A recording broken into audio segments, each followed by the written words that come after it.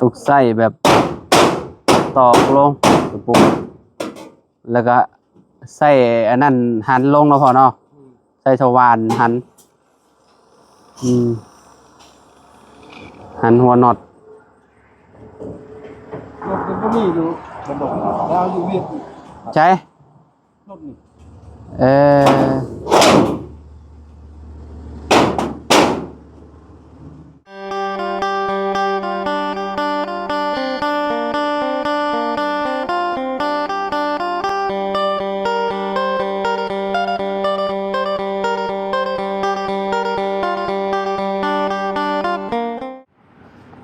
เอากราบสบายดีและสวัสดีนะพ่อแม่พี่น้อง FC เบิร์สกูคนเนาะ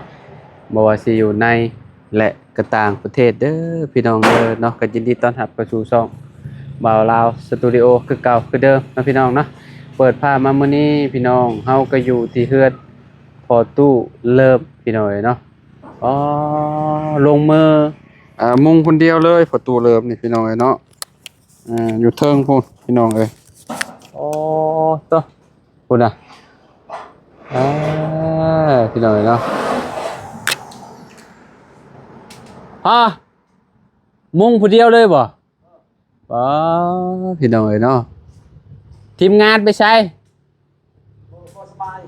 บ่สบายโอ้พี่หน่อยเนาะลงมือเห็ดผู้เดียวเลยประตูเริ่มนี่เนาะ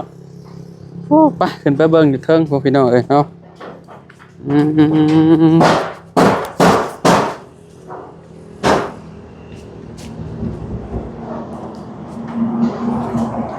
มุงผู้เดียวจับผู้เดียวมันยากแล้วพี่น้องเนาะโอ้ต่อพี่น้องเนาะจุดมาทางเฮือนเรานี่แบบวิวนี่บ่ให้ว้าวแล้วพี่น้องเนาะวิวงามแฮงเนาะแนมไปข้างหน้าก็จะเป็นถนนเนาะไปเวียดพุ่นแหละพี่น้องเอ้ยเนาะโอ้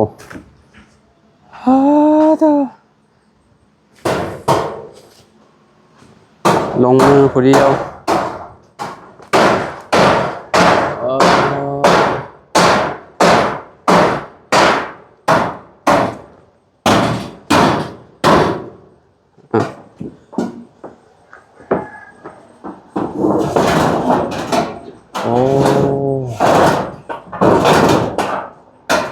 ผู้เดียวกับมุงเนาะพ่อผู้เดียวเจ้ากับมุงเนาะวะฮะกระจับยากแล้วว่ามุงผู้เดียวหลายคนก็อยู่บ่ได้ฮะหลายคนกับมุงยากบ่อยู่บ่ได้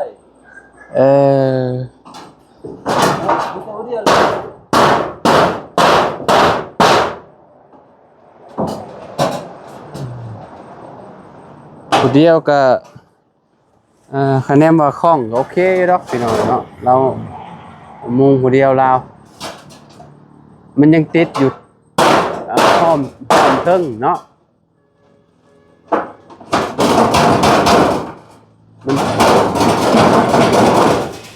มันเป็นแบบ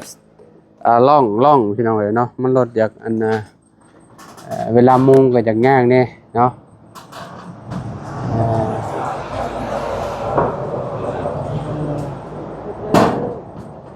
ลูกสาวไปใช่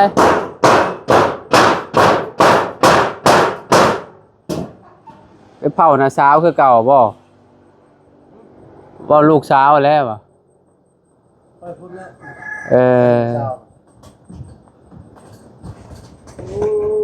มันเป็นคนแล้ว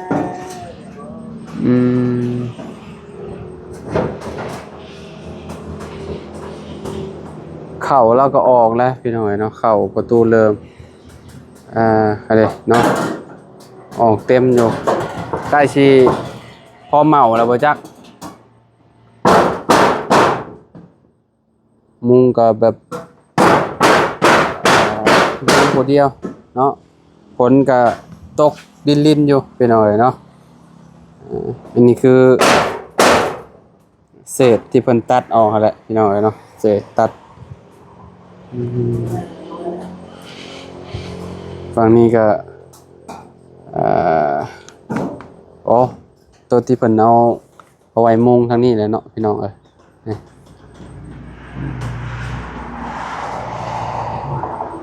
จังกะสีเป็นร่องเป็นลอนเนาะพี่น้องฝั่งไทยว่าอยู่ฝั่งไทยก็มีเด้อว่าซั่นเนาะก็แผ่นลูซิ่งแบบนี้นะเวลาฝนตกก็เสียงบ่ดังปานใดเพิ่นว่าเนาะมันสิคือกระเบื้องนี่แหละเพราะว่า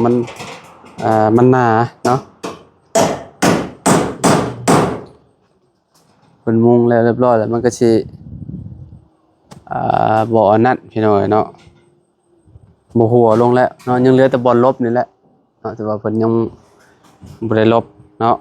เฮามาเฮาคิดว่าซุมเพิ่นมุงแล้วล่ะติเนาะยังพี่น้อยเนาะโอ้ตอกตุ้มๆอยู่ผู้เดียวเราก็เฮ็ดได้ประตูเริ่มนิดหน่อยเนาะว่าแบบสุดๆเลยเนาะฝนตกแล้วบ่ลงมาบ่พอจะมุ่งแต่เช้าผมบ่นี่น่ะนอนเช้านี่หากะมุ่งนี่มุ่งยากบ่นี่น่ะ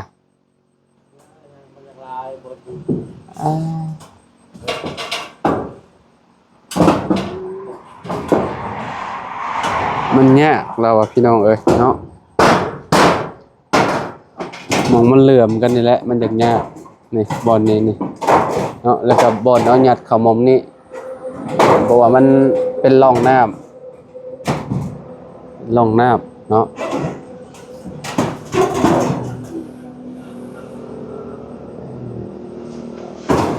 แนมลงข้างล่างพี่น้องเอ้ยเนาะป๊อ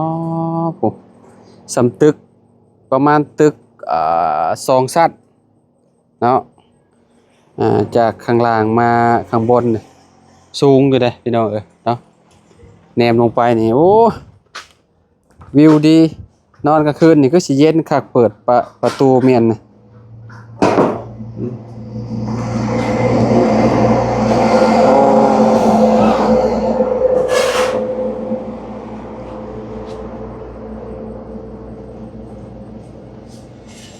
โอ้เอาเบลมาแล้วบัดเอาเบลมาซอยแล้วนี่เอาเบลมาเบลลูกประตู7 ปีพี่น้องเนาะมาจับยืนนั่นยืนนี่ซอยทางประตูเริ่มเนาะมันชวนมาแต่ไสฮะมาแต่ไสบ่ได้มาแต่ไสบ่ฮู้เนาะบ่ฮู้เพิ่นน่ะพี่น้องเอ้ยเนาะมาซอยแล้วบ่มาซอยประตูบ่ฮะโอ้ขึ้นไปแล้วบาดนี่โอ้ขึ้นไปเทิงเลยนี่น้อยเนาะ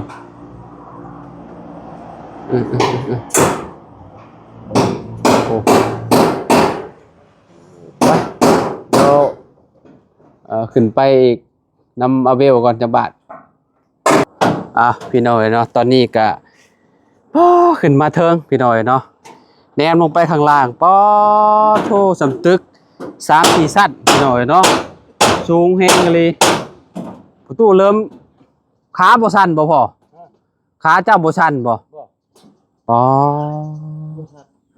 เฮาบ่สั่นบ่ยังเนาะขาเจ้าเนาะเก่งแฮงเลยเฮารถขาสั่นตดๆๆๆพี่น้อยเนาะโอ้วิวโอ้ยสุดยอดงามคักพี่น้อยเนาะอาเบลกับขาเฮาบ่ย่านอาเบลก็ได้เนาะขาเฮาบ่ทรงบ่สั่นลูกประตู7 ปีนี่พี่น้อยเนาะสูงแฮงเลยเฮือนประตูนี่อ๋อ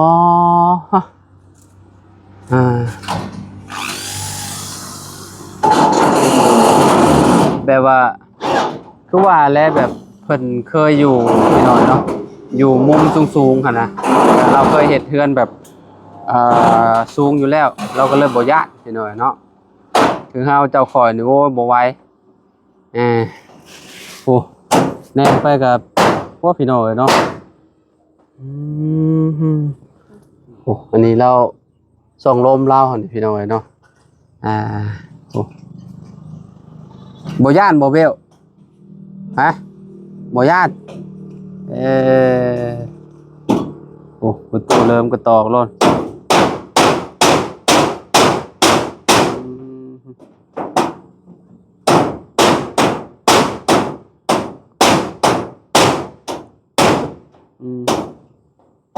ตุกไส้แบบตอกลงปุ๊บแล้วก็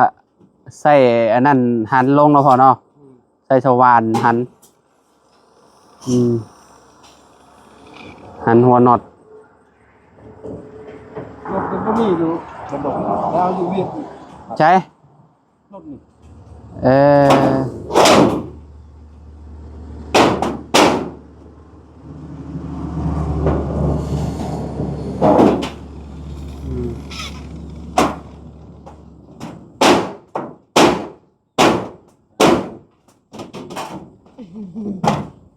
ดีแต่สังกะสีมันแข็งเนาะพอเนาะคือแบบมันหนานะ หน้าลีใส่ชีนี่ หนาเฮงขนาดประตูเริ่มเราอันนั้นพวกนี้พวกก็ยังแบบบ่เห็นเป็นหยัง เฮ็ดบ่ได้ ตัวบางเลยแบบไปกรอบไปแล้วนี่คือแบบเวลาเฮาย่างไปก็ยังยวบเยียบเบิ่นนะเนาะอืมนี่ถือว่าแบบสุดๆเลยสังกะสี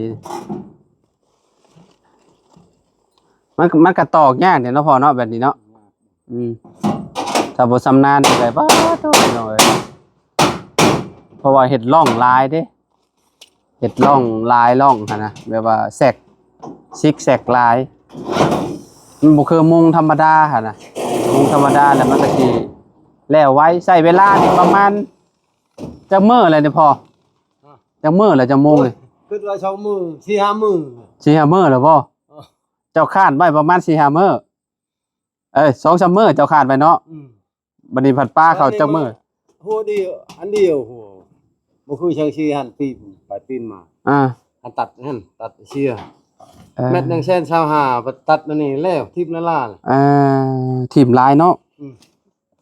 ทิ่มลายบ่เช็คกับตัวนี้เลย อันนี้ปลาแบบนี้เลยบ่นี่นะ แบบนี้เลยได้นี่ มันท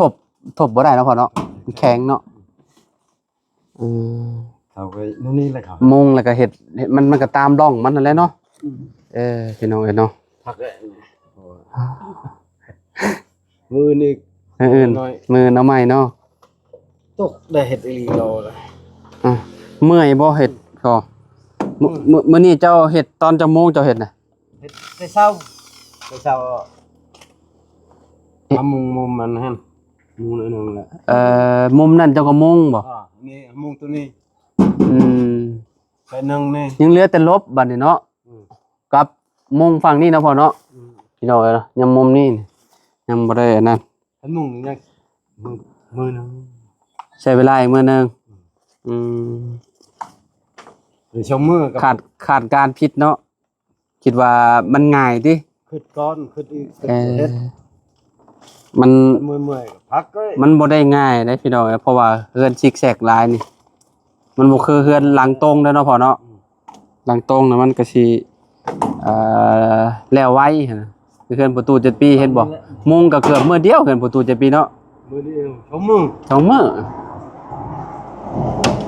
แต่ว่าอันนี้ใช้เวลาหลายมื้อแล้วเนาะโอ้ขึ้นมาเทิงนี่วิวนี่สุดยอดเลย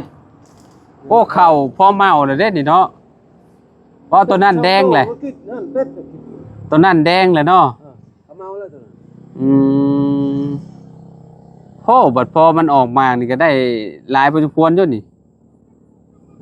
ปลอดสารพิษเด้นี่นะพี่น้องบ่ได้มีปุ๋ยมีหยังเลยเขาล่ะรูปบ่ปินี่ปีกายนี่บ่แม่นนี่บ่ดอกมันงามเนาะปีกายเนาะคือนี่แหละคือตัวนั้นบ่พอปีกายนี่งามแล้วว่ะพี่น้องเนาะเดียวนั่นแหละ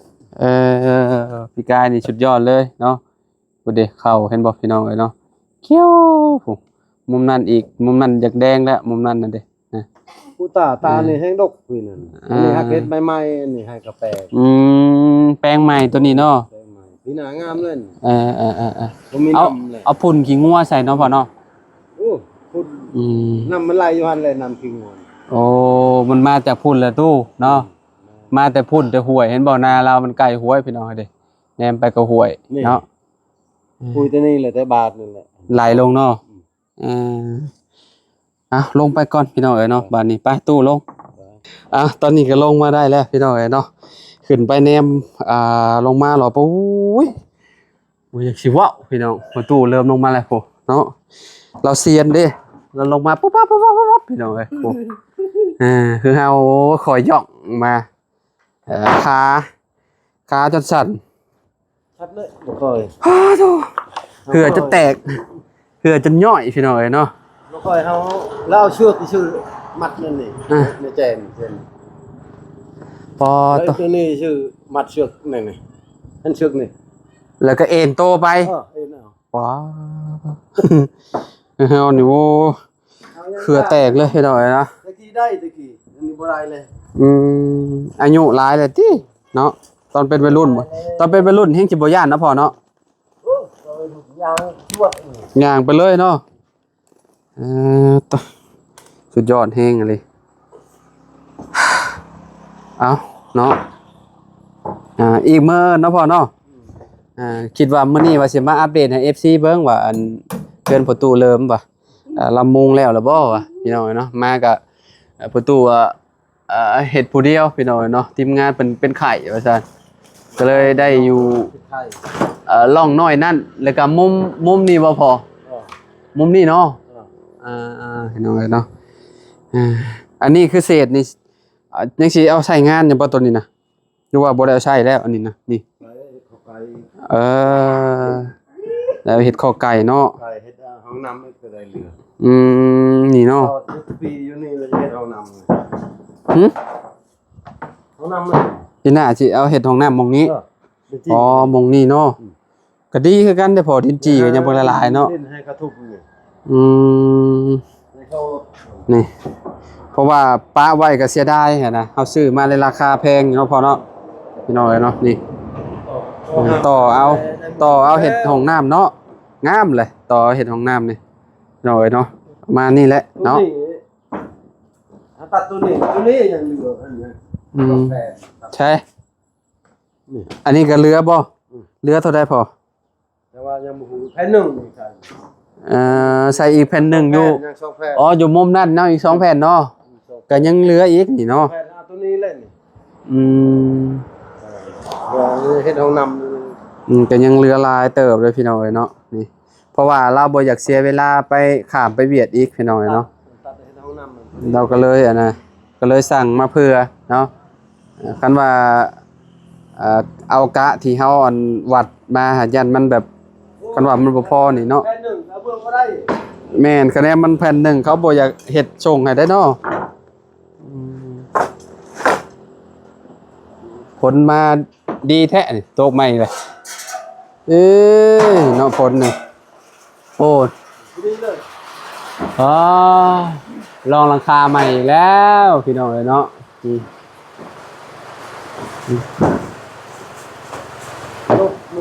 ตัวนี้แผ่น